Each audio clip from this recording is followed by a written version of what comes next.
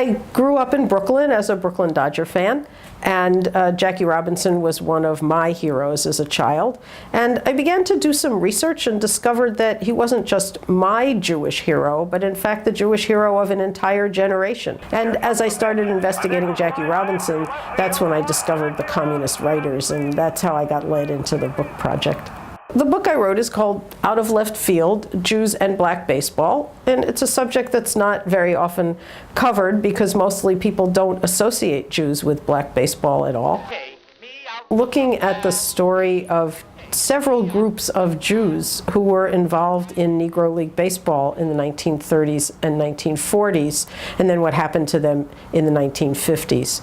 One set is a group of people who actually owned Negro League teams. They're probably the best known, Abe Saperstein and Eddie Gottlieb, who's a Philadelphia local favorite, and their roles were very complicated. They both were extremely helpful to the Negro Leagues in terms of providing them some kind of financial security and also providing opportunities to get involved in things that they might not have otherwise been involved with, some of them good business-wise, some of them bad, like baseball comedy. There was also a black Jewish baseball team.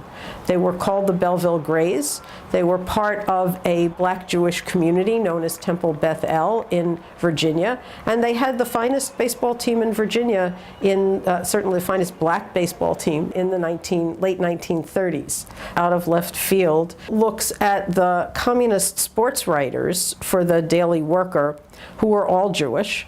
And it was those sports writers who were the ultimate and significant supporters of the integration of baseball. Because Jackie Robinson became a baseball player and was allowed to integrate the major leagues, it meant something for the Jews after World War II. It meant that we too could be liberated. It gave us hope.